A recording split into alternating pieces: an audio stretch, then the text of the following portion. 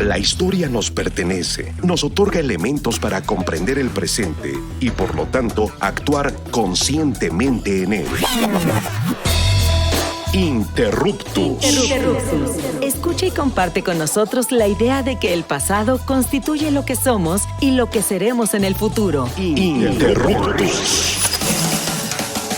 Hacer época no es intervenir pasivamente en la cronología, es interrumpir el momento. Interruptus. Pasado es presente.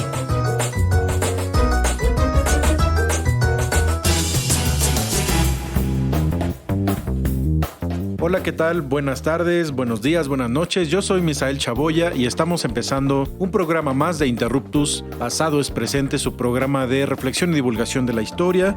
Y bueno, como siempre ustedes lo saben, vamos a reflexionar sobre el pasado desde la mirada del presente. Y quiero saludar inicialmente a Carla y Augusto, que ya están conmigo aquí en el estudio B del Instituto Mexicano de la Radio. Carla, Augusto, ¿cómo están? Hola, Misael, muy contenta de grabar este programa que tendrá un tema bastante coyuntural, el de la historia de las elecciones en México.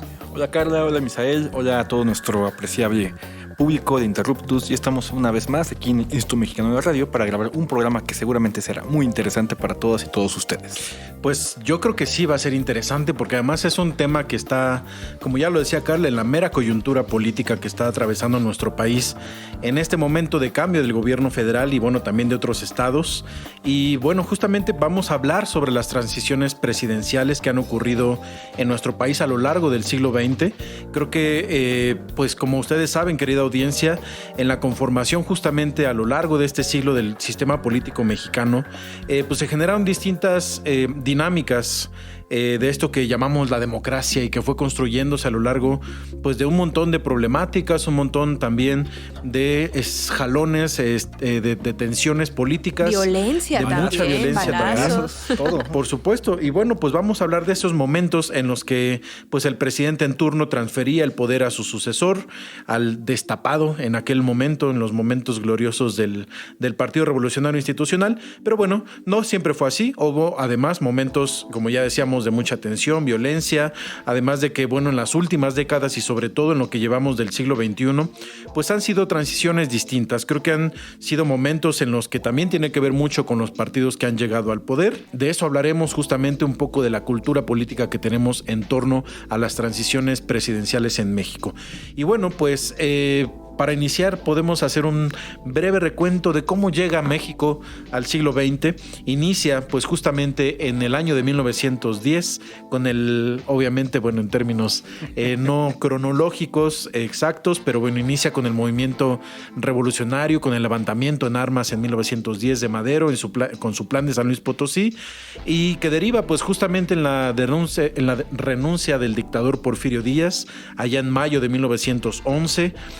Posteriormente, pues Francisco León de la Barra toma la presidencia de forma interina, se organizan elecciones en octubre de 1911 y Madero gana, pues no sé si de forma tan arrasadora y popular, con un respaldo, porque la verdad es que no tenemos idea muy clara, o al menos yo no. Ustedes dirán, Carla, Augusto, de qué tanto se votaba y cuánta gente votaba en aquel momento. A ver, ahí nada más hay que decirle a toda la audiencia que los procesos electorales eran muy distintos a como los vivimos ahora. Se realizaban con 2 vueltas, es decir, los electores votaban por electores que ya eran los que tomaban la decisión. Y fíjate que está bien interesante comenzar con la campaña de 1910 porque fue la primera campaña moderna en nuestro país.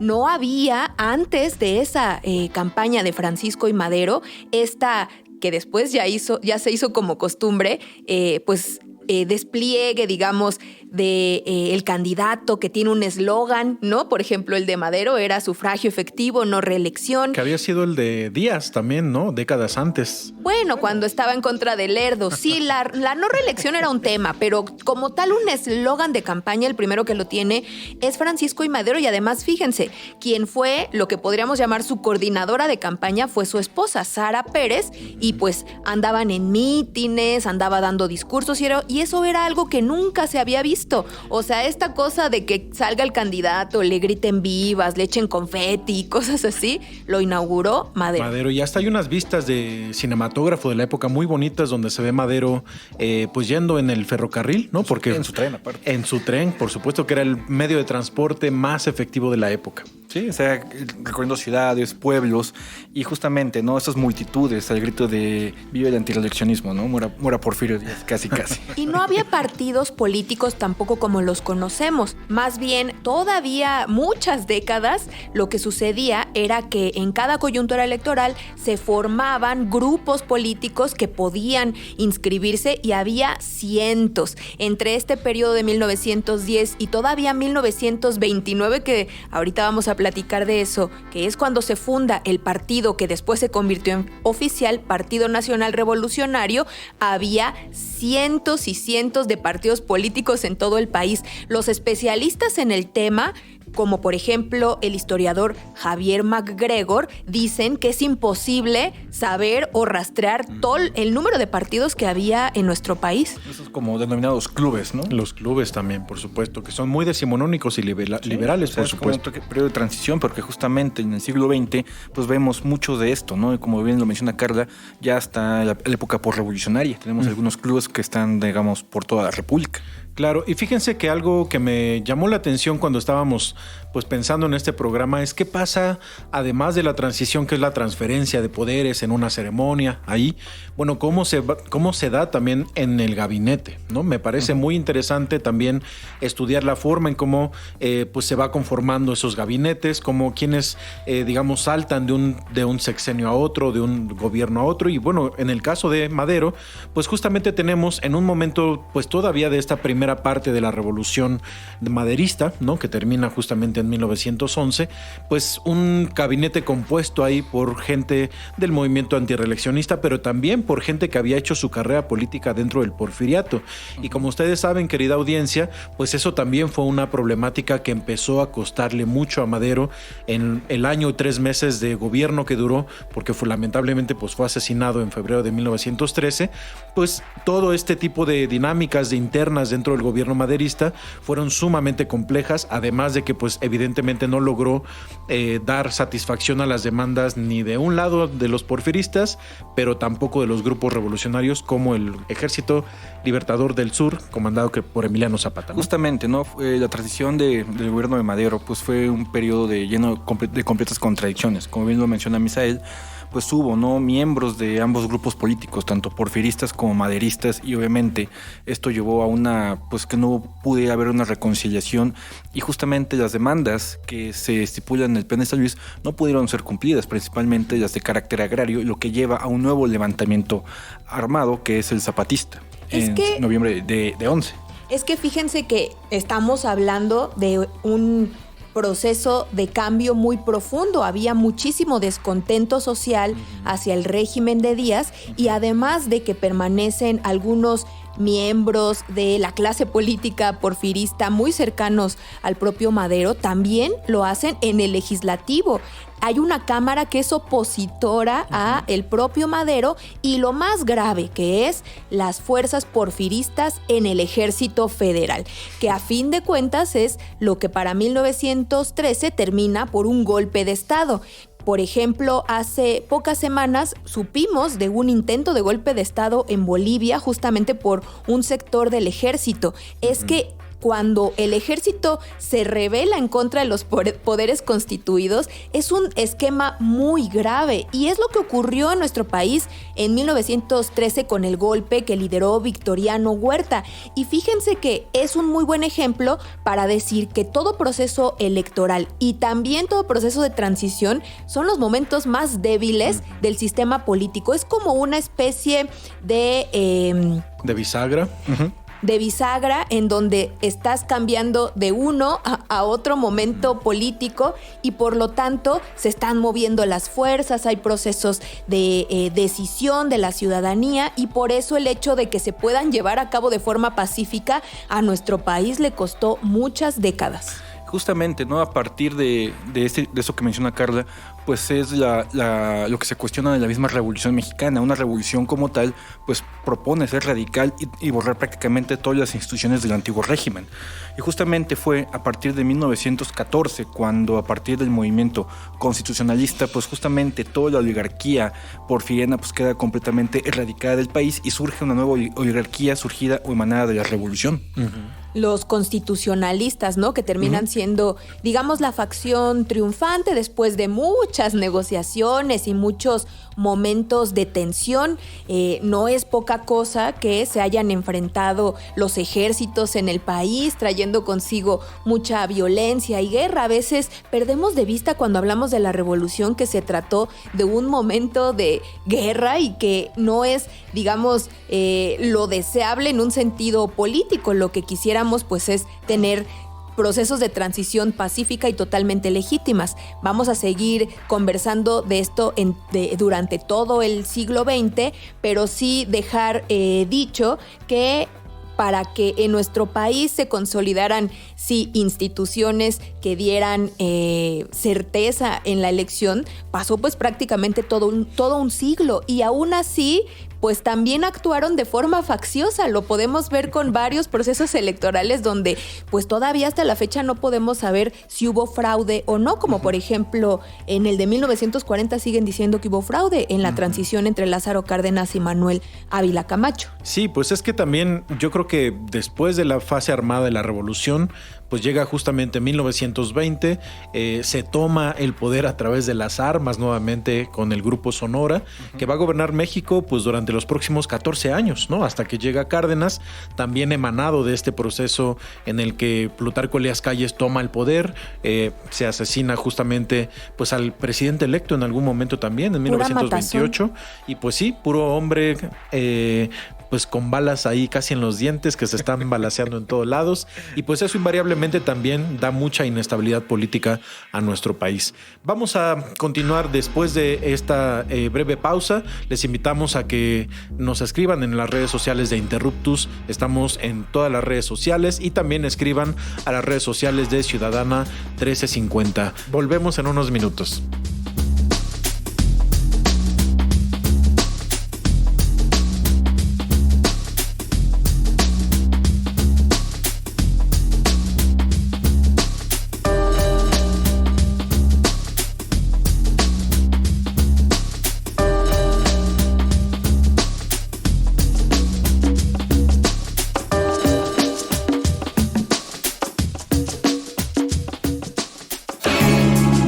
La historia es nuestra, porque la hacemos todos los días. En un momento continuamos. Interruptus. Pasado es presente.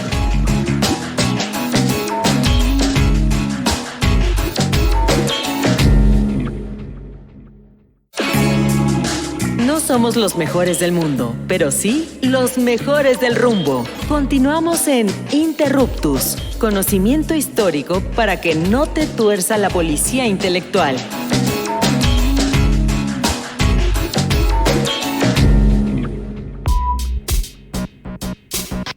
Amigas y amigos de Interruptus, regresamos al segundo bloque de nuestro programa. Estamos conversando sobre las transiciones presidenciales en México durante el siglo XX. En el bloque anterior nos habíamos quedado justamente con los procesos de transición del México posrevolucionario. Habíamos hablado un poco de Grupo Sonora y ahora pues digamos cómo culmina justamente este proceso a partir de la creación de un organismo o de una institución muy importante para la historia política del siglo XX mexicano, que es el PRI. El Partido Nacional Revolucionario, el PNR en su momento, el abuelito del PRI. Va mutando, ¿no? Justamente hasta convertirse en el 46 en PRI.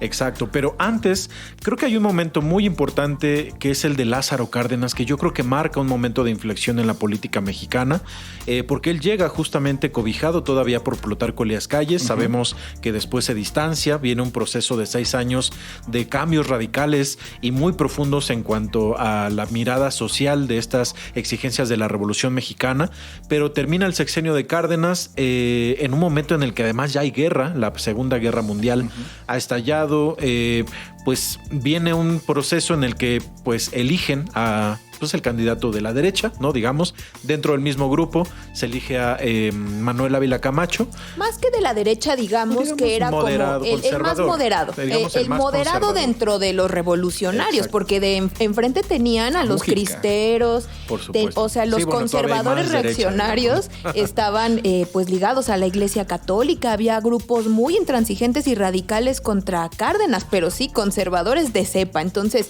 Ávila Camacho, digamos que es el moderado dentro de los revolucionarios. Claro. La opción radical era Francisco J. Mújica. México hubiera sido otra, si él hubiera sido presidente. Hubiera sido expropiado todo lo expropiable que había dejado pendiente Cárdenas. Pues yo creo que es un momento muy interesante por también la dinámica internacional en la que está México. Sí, ¿no? El contexto internacional pues obviamente nos dice muchísimo, ¿no? De por qué elegir a un presidente que puede conciliar con todas las facciones políticas de la época. Exacto. Y por qué no escoger a un rojillo, ¿no? Como Francisco J. Mújica. Eso es bien interesante porque llega Manuel Ávila Camacho en un gobierno de unidad nacional, como le llama, como es su eslogan de gobierno en aquel momento, pero además incluye dentro de su gabinete al propio Lázaro Cárdenas, ¿no? Es decir, en un momento en el que se necesita, además hay una foto histórica donde están todos los presidentes vivos, los expresidentes vivos en aquel momento en la toma de posesión. A regañadientes. Un poco a regañadientes, pero bueno, es una foto que habla mucho de esta búsqueda de unidad dentro del partido con miras a un gobierno en contra del fascismo, además, ¿no? Bueno, viene un momento más adelante en donde hay una transición también importante en cuanto al voto de las mujeres. ¿Qué nos puedes platicar de eso, Carla? Uy, un montón de cosas. Yo quería primero nada más muy rápido regresarme a explicar que si se fijan, hasta antes de 1929, cuando se funda el partido, que se llamó Partido Nacional Revolucionario, o sea, el abuelito del PRI, las transiciones eran violentas. Incluso había cierta legitimidad en llegar al poder por la vía de la violencia. Y entonces el camino para ir institucionalizando la política tomó su tiempo. No fue de que en 1929 naciera el PNR y ya se acabó. Tuvo que pasar bastante tiempo y bastantes procesos para que se fuera, digamos que normalizando esta vía electoral en la transición al poder, pero eso sí, con un partido cada vez más fuerte, que se llevaba carros completos, que fue siendo una maquinaria de ganar elecciones. Y bueno, entre otras cosas, lo que hizo Lázaro Cárdenas fue traer hacia el partido a diversos grupos organizados. Forman la CTM, que es la Organización de Trabajadores de México. También está la Organización de los Campesinos, que es la CNC, la Confederación Nacional Campesina. También está la CNOP, que es la de Organizaciones Populares, la CNOP. y lo importante de esto es que el partido lo que hace es convertirse en un partido de masas. Estar afiliado al PRI es también una forma de ejercer la ciudadanía. Y de ahí viene también incluso este llamado charolazo, que era demostrar la charola para obtener beneficios. Y bueno, esa ya saben que es la historia de la hegemonía priista. Pero bueno, también dentro de todo esto que ocurrió en nuestro país, el voto de las mujeres fue fundamental porque hasta 1953, imagínense, las mujeres no tenían la ciudadanía. Entonces, ¿cómo se iba a hablar de democracia si más de la mitad de la población pues no estábamos en esa visión de participar políticamente? Fue durante el gobierno de Adolfo Ruiz Cortines que ya pues México está muy rezagado respecto a prácticamente todos los países de América Latina y además había tenido esta promesa como uno de sus puntos centrales de campaña. Muchas mujeres organizadas que llevaban mucho tiempo exigiendo el derecho a votar y ser votadas apoyaron a Ruiz Cortines yendo a mítines multitudinarios, se acercaron al partido, militaron también dentro del partido y pues finalmente Ruiz Cortines cumplió su promesa, que era una de las más importantes de su agenda, y al segundo día de haber tomado posesión del cargo lanzó esta iniciativa al Congreso que bueno, pasó aproximadamente un año en ser aprobada y se emitió el 17 de octubre de 1953. Que vean, no es poca cosa porque en esta coyuntura electoral en la que nos encontramos ahora, por primera ocasión en la historia, tenemos a una mujer presidenta, además una mujer de izquierda. Esa exclusión histórica, pues al fin varias décadas después, más de 7 décadas después, la estamos echando atrás las mujeres. Es bien interesante porque la lucha de las mujeres por el voto en México inicia desde los momentos de la Revolución y de la Constitución de 1917, ¿no?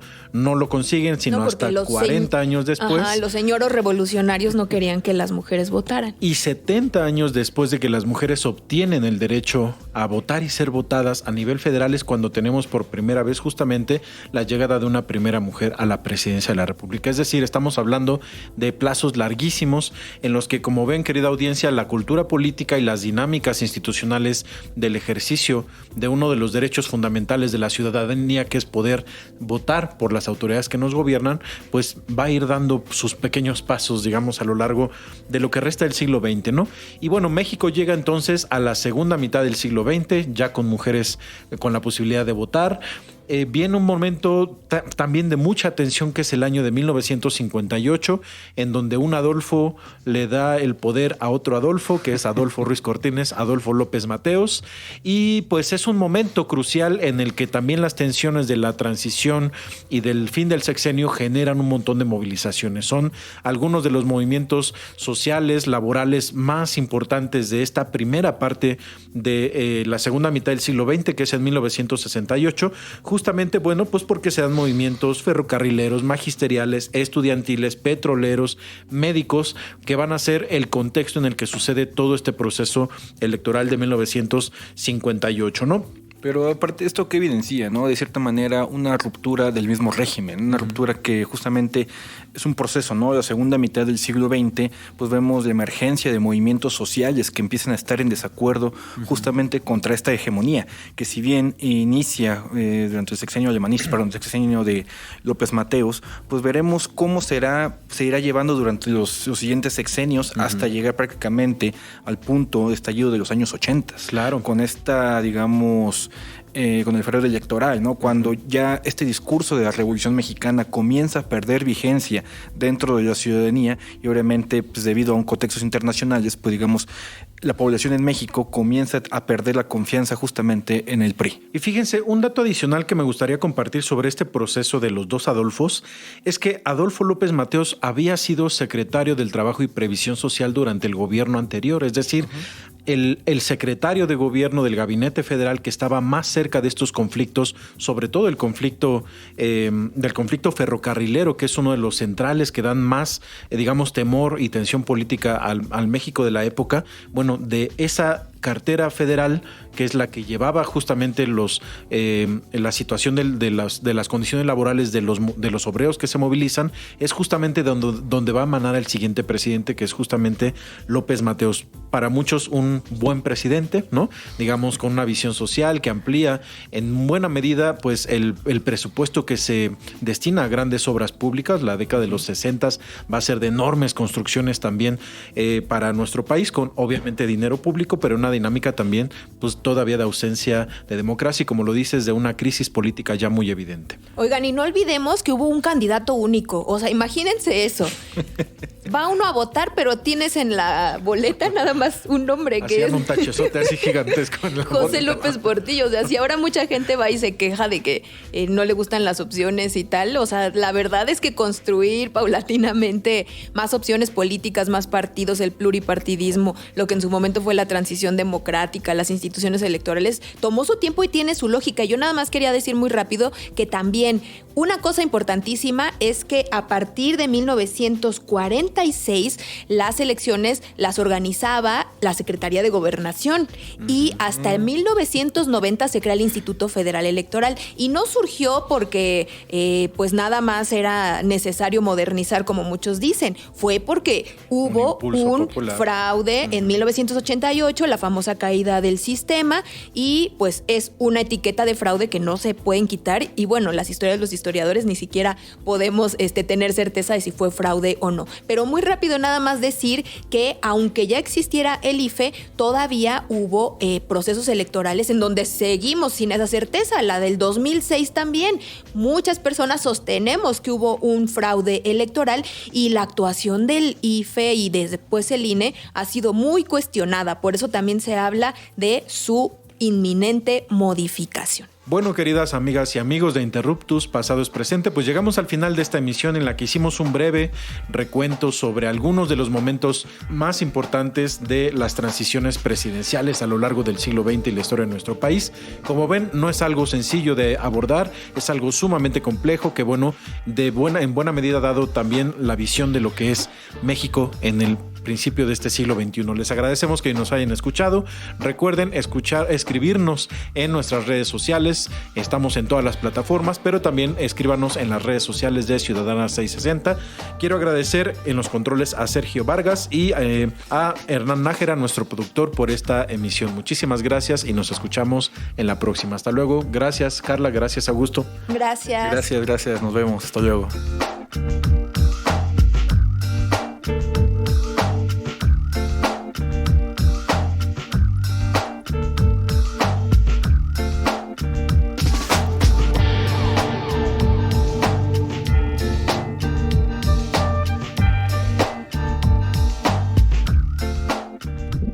Interruptus. Los esperamos la próxima semana para seguir indagando en la diversidad cultural y social de México, desde la mirada histórica. Interruptus. Porque comprender nuestro pasado es primordial para entender nuestro presente. Interruptus. Pasado es presente.